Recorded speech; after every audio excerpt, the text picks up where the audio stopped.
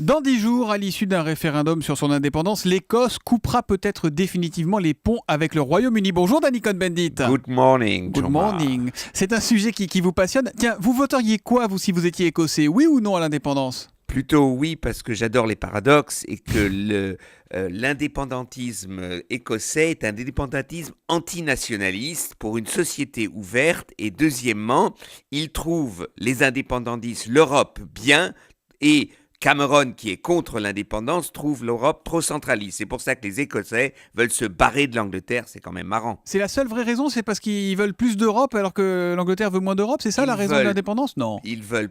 C'est une raison très importante. C'est une raison très importante. Ça fait partie du débat en Écosse. Deuxièmement, ils veulent gérer eux-mêmes leurs affaires. Troisièmement, ils trouvent justement que le gouvernement, par exemple, anglais, aujourd'hui, détruit la sécurité sociale, détruit la santé. Ce sont des sociodémocrates eurocompatibles. C'est pour cela qu'ils veulent leur indépendance. Ils en ont marre du néolibéralisme de Londres. Alors il paraît que ça inquiète beaucoup la reine d'Angleterre. On entendait ça tout à l'heure dans le journal de 7 heures.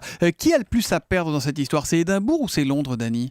Écoutez, les deux, ça va être très difficile parce que si le oui l'emporte, par exemple sur l'adhésion à l'Europe, l'Écosse reste-t-il simplement dans l'Europe ou alors l'Écosse, que s'il fait plus partie de l'Angleterre, doit demander son adhésion à l'Europe et alors Londres pourrait poser son veto. Et puis vous savez qu'il y aura un grand problème pour Bruxelles parce que les Espagnols ont peur parce que c'est la Catalogne qui est en jeu, les Belges avec la Flandre. Donc, si les Écossais réussissent leur coup, eh bien, l'Europe devra repenser le problème de ces régions. Et David Cameron, le Premier ministre britannique, il peut en sortir vivant politiquement si jamais l'Écosse votait son indépendance? Non, David Cameron, si l'Écosse vote oui, c'est un loser. Mais ça, on le sait depuis longtemps que c'est un loser. Et là, c'est la démonstration. Je crois que Cameron aura des semaines difficiles si les indépendantistes gagnent. Surtout qu'il y a encore le référendum qui est prévu avant 2017 sur la sortie du Royaume-Uni de l'Union européenne. Hein.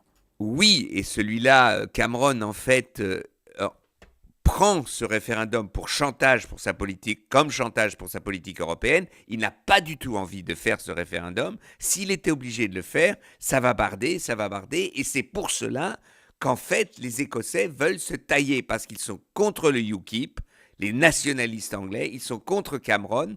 Donc c'est vraiment très, très, très subtil ce qui se passe là-bas. C'est parce que l'Europe, c'est mieux que l'Angleterre qu'ils veulent se tailler de l'Angleterre. Il faut le dire quand même, c'est assez marrant. Et c'est assez atypique. En tout cas, Danny Cohn-Bendit vote oui à l'indépendance écossaise. L'humeur de Danny, c'est tous les matins à 8h-5 sur Europe 1. À demain matin, Danny. À demain, Thomas. Bonne journée.